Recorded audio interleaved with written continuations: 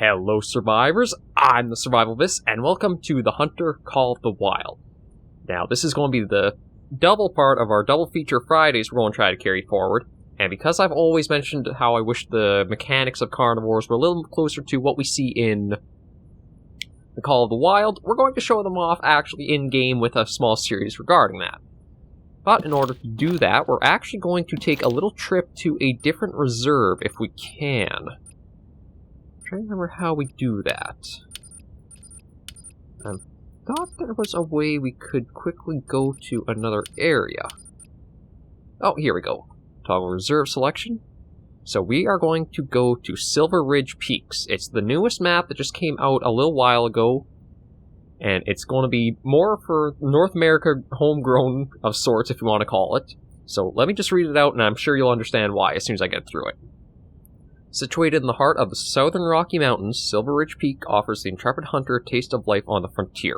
Remnants of prehistory mingle with ramshackle ruins that tell tales of boom and bust against a breathtaking backdrop of glacial lakes, iron-topped peaks, and alpine hot springs. Follow the ancient hunting trails of nomadic people stalking mischievous turkey and quick-footed pronghorn in the grassy plains and sparse aspen forests, or put on your hiking boots and venture up into the mountains in search of Rocky Mountain goat and bighorn sheep.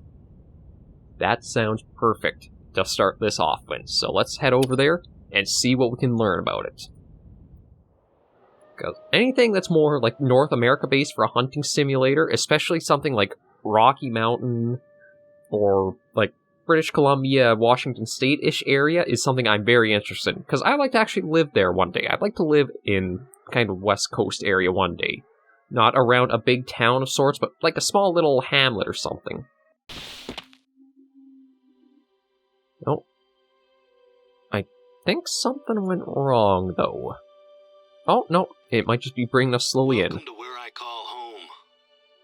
I've been roaming these parts since I was old enough to, well, roam. There isn't a mountain or lake out here that hasn't been explored by either me or my dad. I hope that you get a chance to fall in love with Silver Ridge Peaks. It does look gorgeous from above, I have to give it that. It won't take long.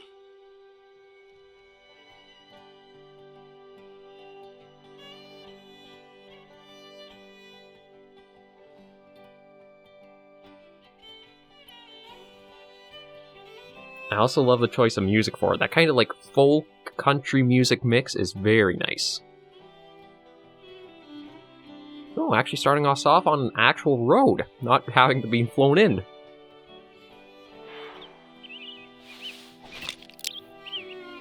Good morning. I hope you got a chance to grab a big breakfast before heading out. There's a lot of ground to cover and it's tough on an empty stomach. Anyway, I'm sure you'll be glad to know that I already have a job for you. While things are quiet, I've been using our outpost to store essential supplies. There is an outpost not far from you that has a small stockpile of bottled water and canned goods. I need you to grab some things from this outpost and ferry them over to one of our observation towers. Don't worry, it's not a long journey. You'll be back to hunting in no time. Before now, we've always just used the lakes for drinking water. But ever since Dad got ill, we've had to put emergency measures in place. We always had emergency supplies, of course. But now we need to account for the possibility that the table is polluted. Dad and I are convinced that it's just the one lake, polluted by the old mining sump next to it. But it's taking forever to get tests done, and it's not worth the chance of someone else getting sick. Is he done talking yet? Oh, thank God, he finally is. Okay. You get a little intro of stuff you're supposed to do every time you kind of get into a reserve, just how to basically hunt an animal. Not this one animal, this was just, I'm bored, I want to look around. Ooh, opportunity with the call. But still stuff like that. Now, Call of the Wild is a little more arcadey than the true hunting sim would be, but there is also a mix you want to have, otherwise you're just going to kind of run yourself a little ragged if you try doing a little too realistic with some things. Sounds like there's a lot of interesting stuff going around, too. Whoa. A little camp over there. Oh, actually, we have to head over there, but I want to track down this bison first, because we did seem to get an okay shot on it. Actually, is that it? Oh, well, that is a little something that's a bit different, is well, not different, but a little glitch in technology, so you can actually see where the render stuff kicks in, and grass suddenly appears to overtake stuff. But we have a mini-map that, in the bottom left there, my face will probably be top right, because, again, there's not really anything that happens in there. Is that... Oh, yeah, that might be it right there, actually. Because I have a lot of stuff unlocked because I do have a lot of experience in Call of the Wild, just because it is a pretty enjoyable hunting game if you're into that sort of stuff. But we're probably going to be using a new weapon that came with the DLC release. And archery nut I am, it is a bow. I'm just going to get that out there right away. But yeah, we got a pretty good shot off on it. And you could probably see, I didn't want to talk too much while he was just giving his little rundown. But there are things like... Little black bear won't take on a fully grown bison lightly. They're awesome creatures, and you should treat them with respect if you want to live to tell the tale. Okay, well, we're not going to... I didn't mean to read more, I just wanted to close that little box. But anyway, we got our first animal here on the new reserve. A plains bison. And Now, I found if you're going to start off with a hunting game like this, the vital you want to aim for are the lungs above anything else. Now, the heart, the head, those can drop them in a single shot, but it's hard figuring out the placement. Like, if you look for the heart, you'd actually have to aim... I can't really zoom in, unfortunately, for you guys. But I would have had to aim a bit forward and down almost this area. But I do like the detailing like this. You can see how accurate you were. Were you close to where you thought you hit it or not? So, well, I guess we picked it up. It looked like it flew at us for a moment there. But anyway, it's stuff like that, mechanics-wise, where I feel like if you modernize Carnivores, you could really have a true enjoyable experience with it and really excel in sales, more than likely. Oh, something else we just heard. A pronghorn warning call. I don't think we'll try going for it, because we have to set up a base of operations first and change our loadout a bit, but it sounded like it was somewhere over there. While we're walking, though, I'll show you guys a little bit of what my loadout is, because you actually do have a skill and talent system in a way. So skill-wise, you have two major families. Stalker is the side more for if you're actually active and trying to go after the game, like crouching and crawling and sneaking up, and if you hear a call, actually trying to go towards them. Ambusher is more where you hear a call, you try bringing them in, you hunt from stands, you just kind of be a little more patient of a person. I'm not a patient person, so that's why Stalker I've got quite a few points in. And we just gotta basically go straight there. Oh, is that just bush? Okay, that's just bush. Let me just see the map. I am able to just follow the road, because I'm sure there'll be a little trail going off up there to see that. Okay, so the points I got for Stalker are 3 in locating tracks, just to make tracking and finding much easier there. Track knowledge, level 3. Only happy when it rains, just to help with your visibility, decreasing that during certain weather conditions. Connecting the dots to make tracking easier again. Soft feet, just a quieter movement range. You can basically see all my things were to make it easier to get close to the animals. Improvise blind, and that's actually it for all the Stalker stuff. If we go into the Ambusher, I just got a couple of things into the scent in order to get the spotting knowledge, because the spotting information is very helpful no matter if you actually stalk like I tend to play, or if you are trying to sit in a stand. And I also got sight spotting to let you spot, or basically get that little outline around the animal, like when I zoomed in on the scope. I find that to be helpful for keeping track of which one you're going after if it's part of a herd. And maybe Fatal Attraction just kind of boosts the calling chance of them. I probably will work at getting the second point of that if I can. Yeah, we'll just kind of keep going along here, because it looks like the trail is just going to kind of go ahead and then come off to the left there. And as for, like, what we're using...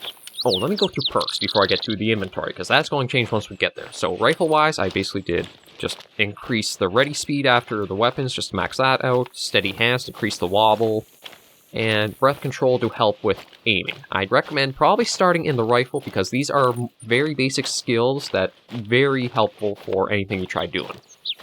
Handguns I was starting to work with for, like, the sprint and load to unlock ability to reload while running. I don't think it'd be that useful, but there is kind of like an arcade side of the game where going after certain carnivores, you may find that useful. I went more for, well, survival instinct isn't bad, it just kind of is like if an animal attacks you, you have a little bit of a damage buffer for the next one. The ranger is what I went for, though, because I think if you were actually going to be an archer or using bows, it'd be very good to have an idea of getting distance-wise between you and the target you're after. And then I didn't take anything for shotguns, because I don't do shotgun hunting much, I don't do bird hunting much. Archery, though, I went full ham, everything in here, and I was just working on getting the full draw up. So probably, well, actually, maybe I passed the trail. I thought we had yet to see it, but...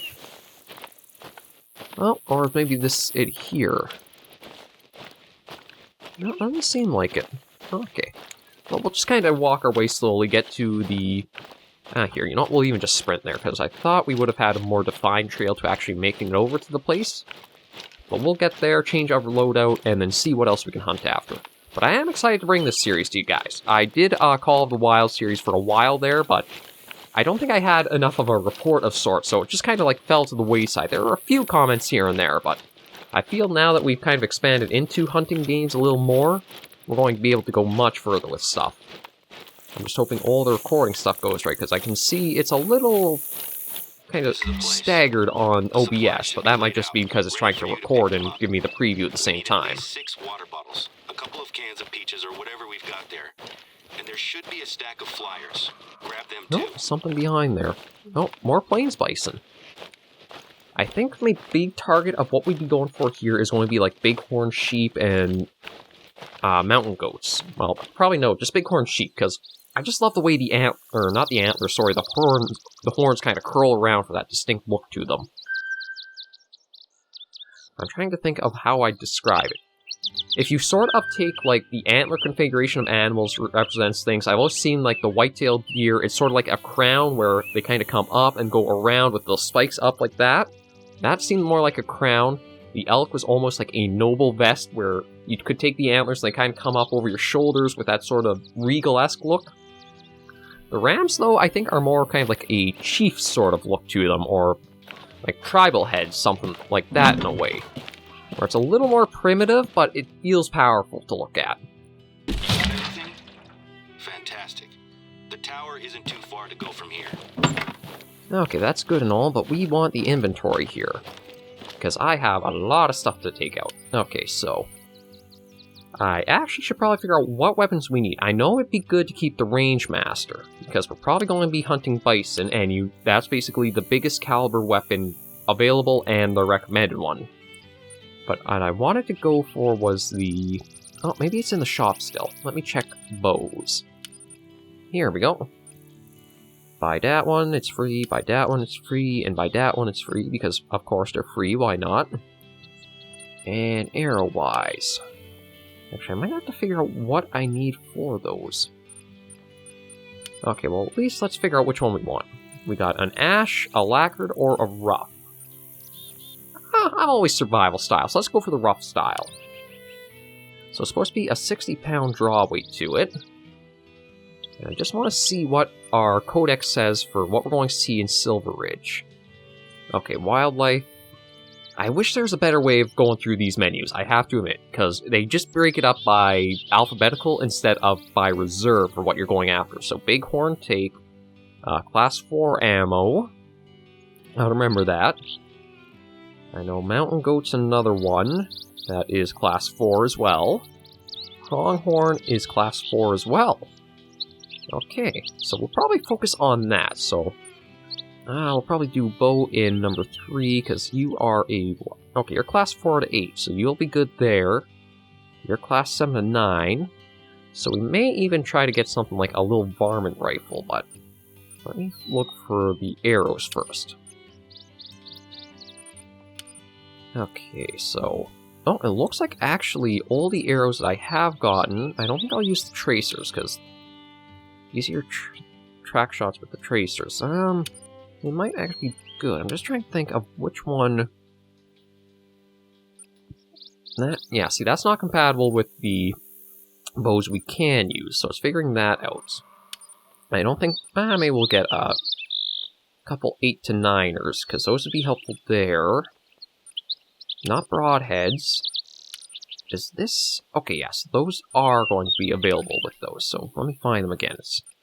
It's just the menus could use a little bit of fine-tuning. 1, 2... we'll even get 3 of those. And you know what? I think I want to get a couple of those, because I'm pretty sure those are also compatible with the bow, aren't they? They are.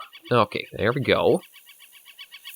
And I heard another call, but again, in the menus and try and go back and forth to get us set up. Okay, but let's get all the arrows brought over now. So they were the traditional. I think that's going to be the way we can kind of figure out which ones we can use, is they'll have the traditional to them. There we go. And inventory-wise, we'll probably start with just kind of like the middle ground for them. So we want the 4 to 7. There we go. And then I wanted something like a smaller rifle than the Huntsman, so I think we're looking for something that would be a weapon class of 2 to 4 might be it, so .223. I know I have one of those. Somewhere in here. There we go. The 223 Docent. And again, now I have to go into here and see what scopes I can put onto it and get everything. It's just a very kind of rough system that you slowly go back and forth a lot with it. Okay, so we can put that scope on there, and I just need to take the ammo out we'll be using now. We'll buy a little bit more soft point. I know we'll go for polymer tip. I've found penetration seems to be generally more universally useful than just the soft point. Like, aim for the penetration over expansion. Oh, no, that's ammo. That's what we do need. Okay, 223 polymer. There we go. And the last step is just going to be putting it into the one we want. There we go. And back in storage, because now I want to see the calls. Because we have... you won't work for pronghorn. I don't think we have moose. I honestly don't know if we have anything those would work on here. I'm trying to see if we have anything for, like, pronghorn, but I don't know if we actually do or not. I might actually have to check the shop for collars like that. Okay, that's a duck call. That's for deer again. Okay, but yeah, actually, we may not even have collars for any of the animals that are here. I mean, there are some decoys for, like, the turkeys, but... okay, that's actually a bit surprising, and that's going to be a bit tricky for us, because one of the big perks of using a bow and arrow or being an archery hunter is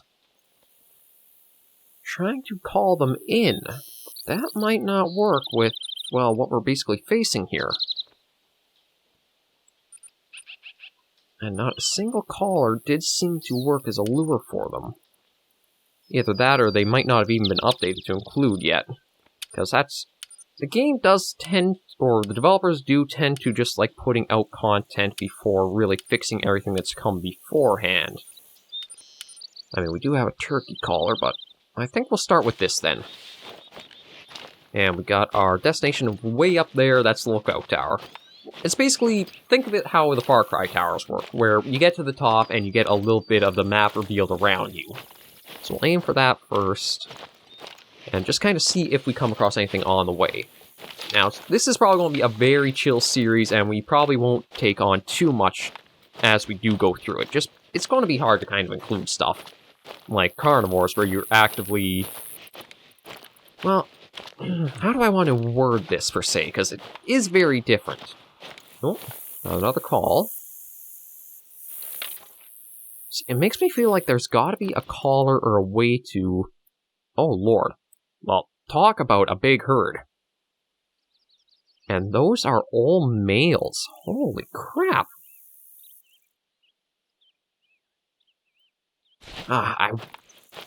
We'll go after them another episode, just because it's all right there, and there'd be so many good ones. Well, possibly good ones. I generally just tend to go for the males only, just because they're the ones that kind of give you the better cash rewards, although you can go for the does and the females in the game as well. They kind of will help you a little bit slowly with some experience and building up weapon experience, because I should cover that too, is each of the perk tree families here basically operate on their own experience levels. They don't really say how they do, but you'll get so many experience points with a weapon and then you unlock more of that weapon in the shops. So, like, you'll start with a standard handgun if you do handgun hunting. You'll start with a simple one, then you can get larger calibers, and then you can get scopes and different ammo types, and stuff like that will unlock as you gain experience that way. There are certain items that will only unlock depending on what your level is. Maybe my face will go right there. Just an ending note if I can remember. So depending on your level, you'll also unlock options in the shop as well. But I think it's a good mix of keeping some realistic things and mixing in arcade and game stuff to keep you entertained and enjoying it. Because something that's too realistic, you're going to feel the slog of. Let's face it, reality is not exactly golden at times. But if you do stray too far away from them, it just feels like it's not really the spirit of what a hunting game is. That's where I think Carnivores has kind of, you feel it more, like, especially JPR. Jurassic Park Revolution, with how much of a shooter it was, it feels more gamey than a deeper immersion as you start off with. We've proven that as you get the points and you get into more of the maps, it does feel more hunting simulator, and I have to thumbs up to that. But until you get there, it does feel arcade and more game than you're expecting from it. Call of the Wild, the first times that I was playing it on, like, the very first release for the game, it felt heavily arcade. It's gotten better, I do admit that. There is still a little issue where DLC is creeping in that the Hunter Classic has had. It's just a terribly microtransaction-heavy game. It's creeped in a little bit here with Call of the Wild, but still kept itself a bit more tame because it's more that cosmetic and accessory-wise where you feel it. Unlike the Hunter Classic... Oh, what are you? I just spotted you way up there. Oh, they're a Rocky Mountain elk. Oh, I did not know that. Okay, that's going to be good for us. And the reason is because I can actually call those in.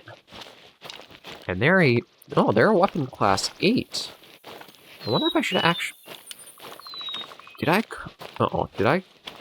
turned in all my I handed in all my collars. Like my elk collar, which is very helpful for bringing those guys in. Sometimes I hate myself. Well, you know what? There is bison up there, and it is a hunting game, so maybe what we'll try doing is we'll try walking over towards them. Thankfully, you can kind of get an idea and a feel of how far you can...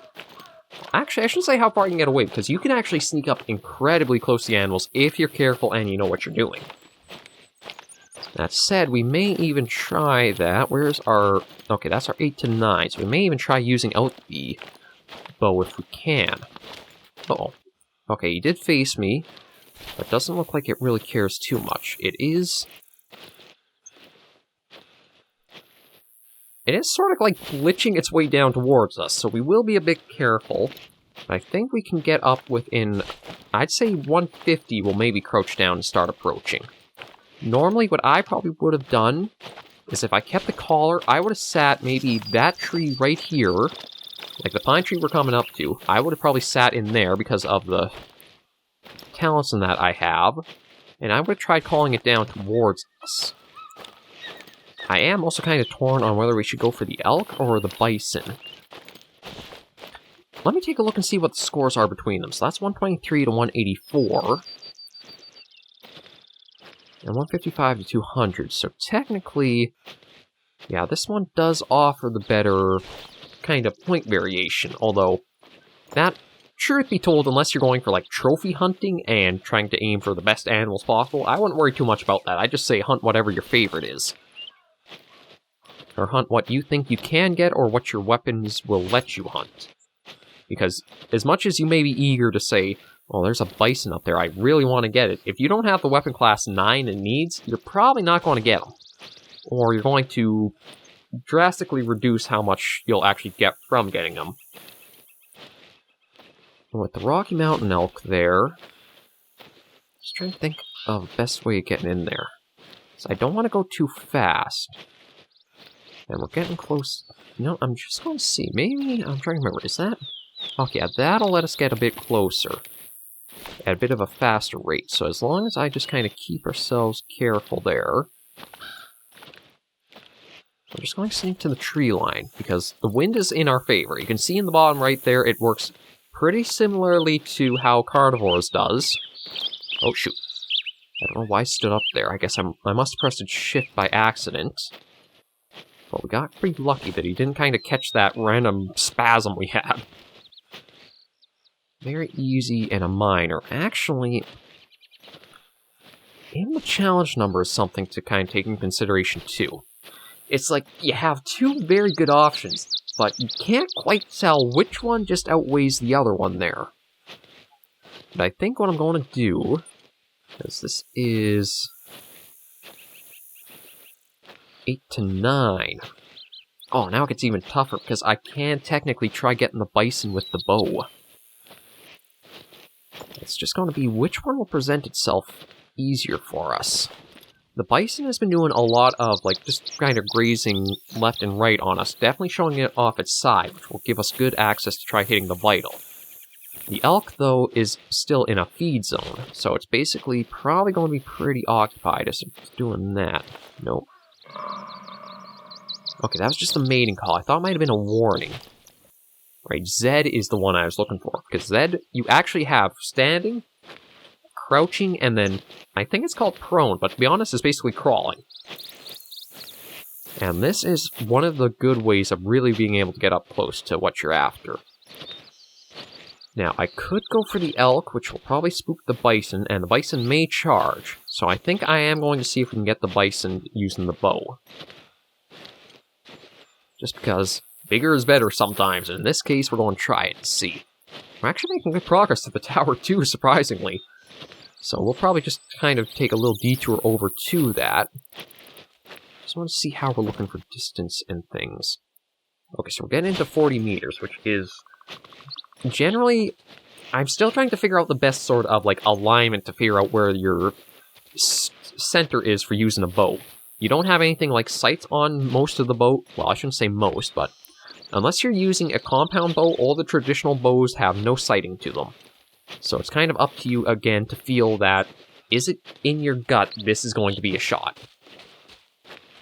Oh, did it get spooked? Nope, still calm. So I think you just kind of did a little trot away there. But I don't see... Oh, there is a pine tree up here, so what I may do... I don't think I'll be able to see where the bison is through this. Yeah, this seems pretty thick, so I don't think I'll be able to do that, but what I could do...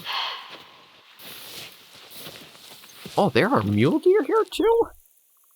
Oh, damn, this is a great reserve, if I'm honest. It has a huge variety of animals. Oh, there it is. Yeah, I think we're definitely going to aim for the bison, because this is looking to be a pretty... kind of presenting itself nicely. I just want to get maybe within the 30 meters, just because I don't know exactly how good the bow we're going to use will be. But this is where I wish Carnivores could be a little bit more, like, tense and pull you in, where you can feel like, I don't want to make a misstep. It can pick me up at any moment. And if it does, it's either going to bolt, or it's going to come after us. It's where hunting games, I feel, can be so immersive and just suck you right into the experience. Okay, so how are we doing? Okay, we're getting up. We are getting closer. So I might grab the bow out to be ready. It's going to be trying to land that shot into its vitals. I think we're going to use this little tree... Oh. You can see... Okay, he was looking right at us. I wasn't sure if it was going to kind of pick us up and go or not, but I think we're... Because we've been nice and slow and methodical, I think we should be good to get right in here. Yeah, the only problem is we're a little forward, and because of bison have a big shoulder blade on them, If we hit that with the arrow, I don't think we'll get the lung we're hoping for. Okay, so how are you gonna... Oh, stay just like that, big guy. Nope, nope, nope. Shoot. Was almost presenting us with the perfect shot on it, but again, we're a little too forward of it. I'd like to try to get right on his flank there. Oh. Ah. Oh, almost. As long as just... Okay. How are you moving? Yeah, it's still saying it's calm, so if he just stops for a moment... Oh, he's calm.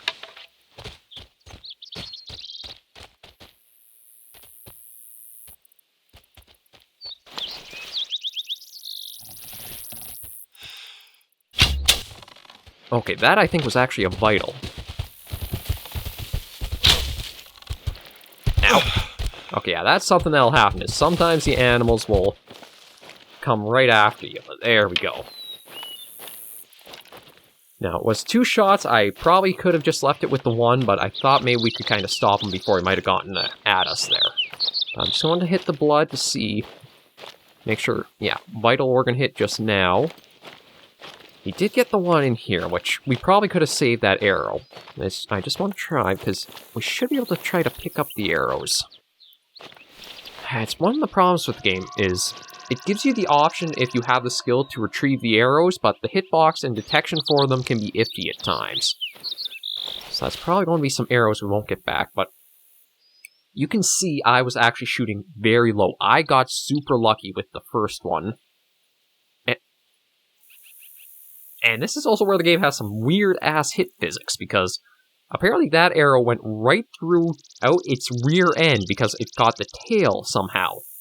This is where it gets super weird with how it detects things. Like, this one I can understand is... Actually, yeah, I aimed super low comparatively, so we should have been aiming much higher on it. Well, this one is just bizarre, because it's embedded right... I'd probably say it should have hit the lung, yeah, but shouldn't have gone that far through. I mean, it's a bow and arrow, it's not exactly the railgun, so... That's something you have to kind of adjust to and figure... Well, I can't really say adjust to, but understand that the game doesn't have the greatest hit detection, so you are going to have these random shots that seem to go right through the animal, and others where it feels like that should have hit square and hit a vital, but instead just, like, hits a bone or it's near enough to a bone and doesn't count. Frustrating, but you can sort of start working around it. And with the tower just up here, we're just going to take a little hike, get that done, and then I think we'll end Call of the Wild's first episode here. Hopefully you guys are going to enjoy it, because I know it's quite a bit different than Carnivores and a lot slower pace of the game. But once you get into hunting and you do have situations like what we just had back there come up, I think you guys are also going to enjoy it too. And we're going to try to keep the double features going for, I'm hoping, at least a month. Right now, it's just a little iffy because I have to mind the recording sessions a bit, so we may not exactly show it off. Or I'm not exactly going to have as steady as I like for recordings, but hopefully we will get them soon. Oh, another thing I should mention. If you guys did see the Carnivores Plus series, I did say the Dino System would start tomorrow. Next Saturday, I'm afraid. I still have to do one Slime Rancher just to kind of cap the series off with, and I was looking at the wrong date of the schedule, so it's going to be on July 11th, where we'll hopefully start the Dino System series up again. And on the 4th of July, holiday for you Americans there. There's hopefully a free shelf inside, somewhere you can stash the supplies. Oh, you should hang on to a couple of the flyers, though. You done? Okay, he's done. So 4th of July is going to be Slime Rancher, and then I'm hopefully going to get a Monster Hunter going up soon. That's Build a Bowgun, because Alatrian we did get the date for. I'm very excited to see and hunt him. Sorry. I'll probably talk more about my connections to Alatrian on just... To me, it is the quintessential end monster of Monster Hunter that they've ever released. But I'll get into that in an episode actually pertaining to that. For now, we are just going to wrap up our hunt here, get the nice view from the tower, let the little scenic, or vista movie play out, whatever you want to call it, and then we'll end the episode off. But I think I'm going to really like being able to do the side-by-side of Carnivores with Call of the Wild. I feel like if you were to combine the two, have the roster, or the gun... Yeah, I should say gun variety, just because Call of the Wild, as much as there are a lot of different calibers, it's basically just rifle, shotgun, revolver, bows. That's close to it, really. Open the door up. Okay, so he just wants these here, so we'll do that first. Fantastic. That tower should have everything it needs now. How's the view from up there? It's great to have a hunter like yourself around. I'm grateful for your help with the supplies. I can't wait to hear your Silver Ridge hunting stories. Okay, and that... Things have been quiet here recently. But with a hunter of your caliber on the reserve, we're gonna show folks that this is still the best place in the Rockies to hunt. God, well, that is... Plus, you're not the only one working with us. We were able to convince Remy Warren to visit, Cool. and he's been logging his solo hunts out here for a week or so. He's got a pretty decent following online, so hopefully he's impressed with the reserve. You done? When I proposed Not using yet. social media to promote the reserve, the board were a little hesitant. But they're giving us a chance to try something new, and I'm sure it'll be worth it. God, just look at all the, like, the landscape to it. The mountains, the forest. So I suppose you were wondering why I wanted you to grab the flyers, right? There are people who come out here just to visit the lake. I forgot how much I'm talking fine there with can people be in standing the on mission, shore. so we'll just let Until this... we know exactly what's going on, we need to keep people out of it. I had these flyers made up so we can pin them to our bulletin boards. There's a trail that leads straight to the lake, so I'd like you to pin up one of these flyers at the trailhead. Now, the flyers cover the basics: heavy metals, mining waste, and why to avoid diving in. It's not much, but until we know more, it's all we have. The lake is beautiful, and it's always pulled in visitors. It still looks the same as it ever did. Maybe even better, now that it's calm and peaceful. But now, I can't look at it without seeing what it did to my dad. Or what it's doing to the reserve. Oh, yeah, I think you can see it there. People discover that we have one contaminated lake and assume that the reserve isn't worth visiting anymore. So far, the local wildlife seems okay. But our bookings for visitors, and especially hunters, have dried up. I have a few contingency plans that I want to try out. I'm a little nervous, though, as our board can be a little conservative. And if my ideas don't involve pulling in hunters, it can be really tricky to get them on board. It was easier to convince the board to invite yourself and Remy into the reserve, given that you're both hunters with good reputations. I'm glad you said yes. Okay, he's finally done yapping.